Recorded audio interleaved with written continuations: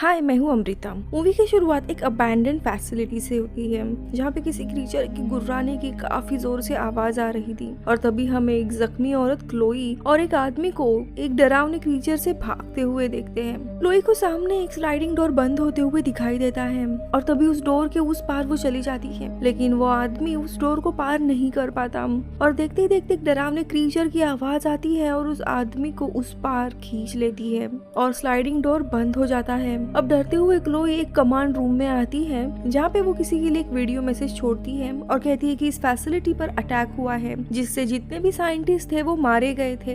अगर तुम्हें एडम और उसकी रिसर्च के बारे में डिटेल चाहिए तो मुझे यहाँ से निकालो। और ये मैसेज सेंड करते हुए वो एक एक्स लेके उस क्रीचर को मारने के लिए जाती है। वही दूसरी तरफ हम उस भयानक क्रीचर को देखते हैं। क्लोई उसके पीछे ही थी और छुपते हुए उसे मारने ही वाली थी, लेकिन ये सीन यहीं पे कट होके हम जेम्स नाम के सोल्जर को देखते हैं जिसे क्लोई को बचाने का मिशन मिला था और वो अपने प्रेग्नेंट वाइफ को इसके बारे में बताता है।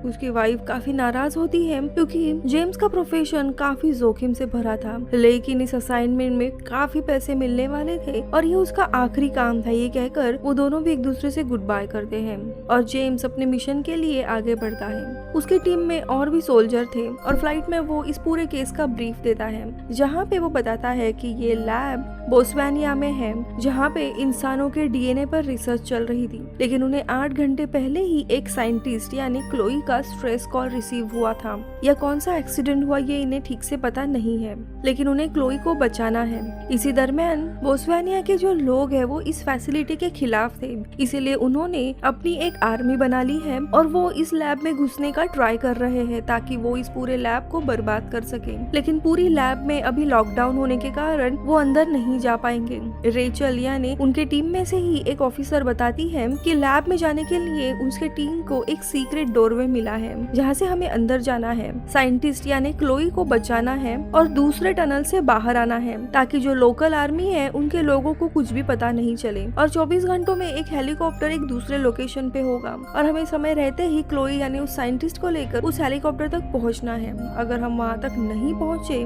तो टीम तुम्हें छोड़ के चली जाएगी। आगे वो कहती है कि इनकी एक सोल्जर की टीम ग्राउंड लेवल पर उस टनल के यहाँ है। अब इनकी ब्रीफ खत्म होती है और उसके कुछ समय के बाद ये लोग उस लोकेशन पे पहुँचते हैं। टीम 2 लोगों में डिवाइड होती है। रेचल और उसके साथ की एक टीम थी वो बाकी के साइंटिस्ट को बचाने के लिए लैब जाने वाले थे, तो वही जेम्स और उसका दोस्त मार्शल उस टनल के यहाँ पर जाने वाले थे। तो वही दूसरी तरफ जेम्स और मार्शल उस टनल के रास्ते लैब में जाकर क्लोई को बचाने वाले थे। अब रेचल और उसकी टीम लैब में पहुंच जाती है तो यहाँ पे जेम्स और मार्शल अपने ग्राउंड लेवल टीम को ढूंढने के लिए आगे बढ़ रहे होते हैं। तभी उस टाउन का एक लड़का जो लोकल आर्मी में ही शामिल था वो इन दोनों को देख लेता है। उस लड़के के हाथ में मेटल डिटेक्टर था और इन्हें देख वो भागने लगता है। इन दोनों के भी हाथ से वो लड़का छूटने ही वाला था, लेकिन तभी इनकी ग्राउंड लेवल जो टीम रहती है वो उस लड़के को पकड़ लेती है और उसे मारने ही वाली होती है, लेकिन जेम्स उन्हें रोक लेता है और लड़के को मारने के बजाय वो एक पेड़ से उसे बांधने का ऑर्डर देता है क्योंकि वो उसकी जान नहीं लेना चाहता था। लेकिन इस फैसले से उसकी बाकी की टीम नाखुश हो जाती है।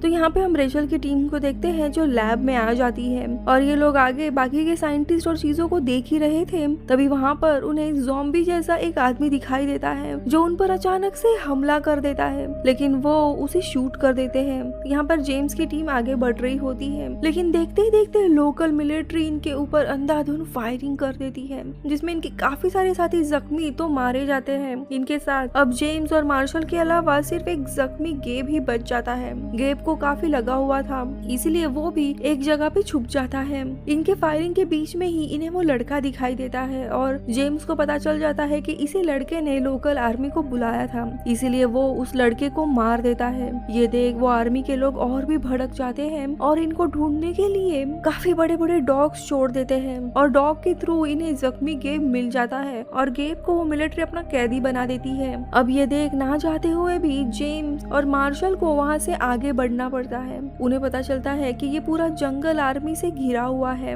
और उन्हें बचने का कोई भी साधन नहीं है। लेकिन तभी उन्हें आगे एक बहुत बड़ी नदी दिखाई देती है और दोनों भी उसमें कूद जाते हैं। नदी काफी गहरी होने के कारण आर्मी उनका पीछा नहीं कर पाती। अब नदी के उस पार आने के बाद वो मैप में उस टनल को ढूंढने के लिए आगे निकल जाते हैं। तो यहाँ पे गेब को बंदी बनाया जाता है उस लोकल मिलिट्री द्वारा, जहाँ पे वे लोग गेब से सीक्रेट टनल के बारे में पूछते हैं जो सीधा लैब में जाता है और गेब को काफी टॉर्चर करने लगते हैं, लेकिन वो नहीं बताता। लेकिन यहाँ पे पता चलता है कि इन्हीं लोकल लोगों द्वारा लैब को बाहर से लॉक कर दिया गया है ताकि कोई भी लैब का इंसान बाहर ना आ सके, क्योंकि लैब में काफी भयानक इन्फेक्शन फैलने के कारण सारे लोग ज़ॉम्बी में बदल गए थे। गेब के सामने ही एक बैग में बड़ा सा ज़ॉम्बी देख के वो काफी डर जाता है। तभी वो सोल्जर उस ज़ॉम्बी को मार देता है और उसे देख गेब भी काफी हैरान होता है और उसे समझ आता है कि यहाँ पे गांव वाले वो इन्फेक्शन बाहर ना फैले इसीलिए किसी को भी बाहर नहीं निकाल रहे। ये डरावनी चीज देख गेब उन्हें उस टनल के बारे में बता देता है और पूरे लोकल आर्मी उस टनल को सील करने के लिए निकल जाती है। तो यहाँ पे दूसरी तरफ जेम्स और मार्शल एक गुफा के यहाँ पे पहुंच जाते हैं और वहाँ से टनल ढूंढने की कोशिश करते हैं और देखते ही देखते उन्हें एक खुफिया रास्ता मिल जाता है लैब के अंदर जाने का। अब अंदर आने पर उन्हें रेचल या अपनी टीम नहीं मिलती, लेकिन उन्हें काफी खतरनाक ग्राउलिंग की आवाज आ रही थी। वो एक रूम में जाते हैं जहाँ उन्हें एक रिकॉर्डर मिलता है और यहाँ पे उन्हें पता चलता है कि एग्जैक्टली यहाँ पे क्या हो रहा था। तो कुछ सालों पहले साइंटिस्ट को ग्लेशियर से एक अननोन डीएनए मिला था, लेकिन वो डीएनए काफी अजीब तरह से रिएक्ट करता था और उसी के ऊपर ये लोग एक्सपेरिमेंट कर रहे थे। अब ये लोग टेप सुन ही रहे थे तभी उन्हें किसी की आवाज आने लगती है, इसीलिए जेम्स बाहर जाके देखता है। तभी उसे वहाँ पे वही साइंटिस्ट यानी क्लोई मिलती है, लेकिन तभी इनके ऊपर अचानक से हमला होता है और पहली बार हम उस क्रीचर को पूरी तरीके से देख पाते हैं। लेकिन ये क्रीचर ज़ॉम्बी से भी काफी अजीब था जो जेम्स को मारने ही वाला था, लेकिन तभी पीछे से क्लोई उस क्रीचर पर हमला कर देती है। इसी दरम्यान मार्शल भी वहाँ पे आ जाता है और उस क्रीचर को देख उसे शूट करने लगता है, जिसके बाद वो क्रीचर वहाँ से भाग जाता है। अब ये लोग टनल के यहाँ पे आते हैं, लेकिन उन्हें पता चलता है कि लोकल आर्मी यहाँ पे पहुँच गई है और वे लोग टनल को सील कर रहे हैं। अब दूसरा रास्ता ढूंढने के लिए ये लोग वेंट के यहाँ से निकलते हैं, लेकिन वहाँ जाते वक्त वो क्रीचर जेम्स का पैर पकड़ लेता है, लेकिन जेम्स उसे शूट करके आगे बढ़ता है और फिर तीनों भी एक रूम में पहुँच जाते हैं। यहाँ पे जेम्स और मार्शल इस एक्सपेरिमेंट से अनजान क्लोई के ऊपर भड़क जाते हैं और पूछते कि यहाँ पे चल क्या रहा है और ये क्रीचर कौन है और लैब में इतने सारे क्रीचर है जिसके बारे में उन्हें कुछ भी बताया नहीं गया था। तभी क्लोई बताती है कि वो क्रीचर एक इंसान और अलग स्पीशीज के डीएनए से बना हुआ एक हाइब्रिड है। उन्होंने सबसे पहले हाइब्रिड को एडम ये नाम दिया था जो 30 साल पहले बना था और उसी के ऊपर काफी सालों से एक्सपेरिमेंट किए गए थे, लेकिन एक्सपेरिमेंट के कारण वो क्रीचर काफी अनस्टेबल हो गया और सारे लोगों पर उसने हमला किया और फैसिलिटी में जितने भी साइंटिस्ट थे वो उसी की तरह क्रीचर बन चुके थे सिवाय क्लोई के, क्योंकि क्लोई के ऊपर हमला नहीं हुआ था। अब इनको कैसे भी लैब से निकलना था, इसीलिए ये लोग रास्ता ढूंढने लगते हैं, लेकिन उन्हें एटलीस्ट रेचल और उसके टीम को ढूंढना था, इसीलिए वो लैब के नीचे के लेवल में जाने का फैसला करते हैं। हालांकि क्लोई इसके अगेंस्ट होती है। अब नीचे के लेवल जाने के बाद उन्हें एक रूम में रेचल मिलती है जो कि काफी जख्मी थी और उस क्रीचर ने उसे बाइट किया था जिसके कारण वो इन्फेक्टेड हो गई थी। ये देख क्लोई लड़की को सीधा शूट कर देती है। ये देख मार्शल काफी भड़क जाता है क्योंकि रेचल और मार्शल दोनों काफी अच्छे दोस्त थे और इसीलिए मार्शल और क्लोई के बीच में झगड़ा शुरू होता है, लेकिन तभी वो क्रीचर में से एक उनके ऊपर हमला कर देता है। अब ये लोग डरते हुए वहाँ से भागते हैं, लेकिन जेम्स और क्लोई एक रूम में चले जाते हैं। तो वही मार्शल एक मॉर्ग रूम में था और छुपने के लिए वो एक लाश के ड्रॉवर में चला जाता है। दूसरी तरफ दोनों जहाँ पे छुपे हुए थे उसी रूम के बाहर वो क्रीचर था। ये दोनों भी जिस रूम में छुपे हुए थे वहीं पे एक लाश पड़ी हुई थी और देखते ही देखते वो लाश अचानक से जिंदा हो जाती है और क्रीचर बनने लगती है और जोरों से चीख कर बाहर के उस क्रीचर को बुलाने लगता है, लेकिन क्लोई उस लाश को मार देती है। कि तभी उसकी आवाज सुनकर वो क्रीचर अंदर आने की कोशिश करता है और यहाँ पे क्लोई और जेम्स दोनों भी डरते हुए दरवाजे को रोकने लगते हैं। तो वही मार्शल जिस लाश के साइड में छुपा हुआ था वो और कोई नहीं बल्कि वैसा ही एक इन्फेक्टेड आदमी था जो कि अचानक से ज़ॉम्बी बनकर मार्शल के ऊपर हमला करने लगता है। लेकिन मार्शल अपनी शर्ट से चाकू निकालकर उसे ड्रॉवर में मार देता है। तो वही क्रीचर जो रूम में आने की कोशिश कर रहा था वो अचानक से भाग जाता है और जेम्स ये सोच के हैरान हो जाता है। लेकिन इसी दौरान वही दूसरी जगह पे जो लोकल मिलिट्री थी वो उस टनल के रास्ते अब लैब में आती है ताकि वो सारे रिसर्च को तबाह कर सके और सारे इन्फेक्टेड लोगों को मार डाले, वरना अगर ये क्रीचर या इन्फेक्शन बाहर फैला तो उनका देश तबाह हो सकता है। इसीलिए उन्हें ये लैब बंद करनी थी। अब इतने देर में ही मिलिट्री वहाँ पहुंचकर जेम्स पर अटैक करने लगती है, लेकिन तभी क्लोई पीछे से आकर उन्हें अकेले ही मार देती है। तो दूसरी तरफ एक आदमी मार्शल के पास आता है और उसे अपने भाई के बारे में पूछता है। दरअसल इसका भाई वही मेटल डिटेक्टर वाला लड़का था जिसे इन्होंने मार डाला था, इसीलिए वो मार्शल को बेहोश कर एक स्ट्रेचर से बांध देता है। मार्शल के होश में आने पर वो उसे इस इन्फेक्शन के बारे में बताते हैं कि दरअसल इन्फेक्शन फैलने के समय उसे कई सारे विजन्स दिखाई देंगे। यहाँ पे मार्शल भी उस ज़ॉम्बी के काटने के कारण इन्फेक्टेड हुआ था, इसीलिए उसे भी विजन्स आने लगते हैं और उस विजन्स में उसे एडम यानी वो मेन क्रीचर दिखाई देता है और उसे पता चलता है कि एडम कोई और नहीं बल्कि डॉक्टर क्लोई ही है। इसी बीच में क्रीचर वहाँ आकर मार्शल के साइड में खड़े आदमी को मार देता है। फिर वो मार्शल के पास जाता है, लेकिन मार्शल पहले से ही इन्फेक्टेड होता है, इसीलिए क्रीचर उसे बिना कुछ किए वहाँ से चला जाता है। इधर जेम्स और क्लोई आगे बढ़ते हुए एडम के रूम में जाते हैं, जहाँ पहुँचते ही जेम्स को उसके टीम मेंबर की डेड बॉडी मिलती है। जिसके बाद जेम्स क्लोई को एक सेल फोन देता है और उसे इस बंकर से अकेले ही बाहर निकलने के लिए कहता है। जेम्स फिर मार्शल को लेने के लिए निकलता है, लेकिन तभी उसकी नजर वहाँ रखे पालने पर पड़ती है।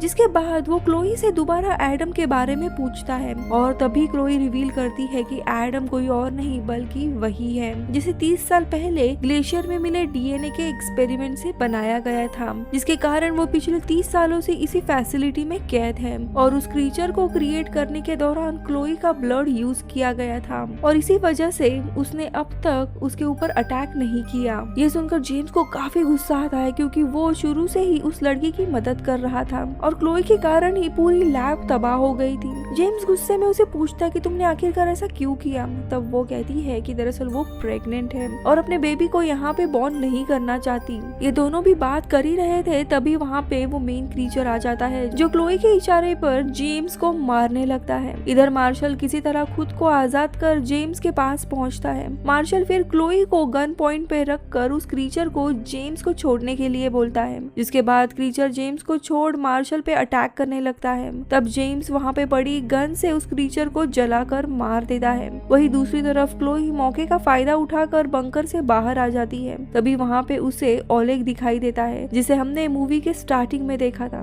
ओलेग क्लोई के ऊपर गन ताने हुए था। तभी क्लोई धीरे धीरे उसके पास जाती है और उसे गले लगाकर माफी मांगने लगती है और तभी क्लोई ओलेग को भी चाकू से मार देती है। इसके बाद ओलेग भी उसी नाइफ से क्लोई को मारकर वहां से चला जाता है। थोड़े समय के बाद जेम्स और मार्शल बाहर आकर क्लोई को मरा हुआ देखते हैं, लेकिन तभी जब वो उसके पास जाते हैं तभी अचानक से क्लोई उठकर उन्हें मारने लगती है। वो अकेले ही उन दोनों पर भारी पड़ती है। क्लोई फिर उन्हें मारने के लिए वहाँ पड़ी गन उठाती है, लेकिन तभी जेम्स पीछे से उसके गले में एक रस्सी डालकर उसका गला दबा देता है, लेकिन वो खुद को छुड़ा लेती है और जेम्स को नाइफ से मारने वाली होती है कि तभी मार्शल रस्सी लेकर बंकर में कूद जाता है, जिसकी वजह से क्लोई का दम घुटने लगता है और वो सांस ना लेने के कारण मारी जाती है। इसके बाद जेम्स मार्शल के पास जाता है, तब वो देखता है कि मार्शल की आंखें बदलने लगी है। इसका मतलब वो भी इन्फेक्टेड हो चुका है। जेम्स फिर मार्शल को अपने साथ चलने के लिए कहता है, लेकिन मार्शल जाने से मना कर देता है। जिसके बाद जेम्स को अकेले ही बाहर आना पड़ता है। अब बाहर आकर जेम्स रेस्क्यू टीम को फोन करता है, लेकिन उनसे बात करने से पहले ही वो बेहोश हो जाता है। अब लास्ट सीन में जेम्स को लेने रेस्क्यू टीम आई होती है। तब हमें पता चलता है कि जेम्स भी अब इन्फेक्ट हो चुका है और वहाँ आई हुई टीम पर हमला करने लगता है और इसी के साथ मूवी खत्म होती है।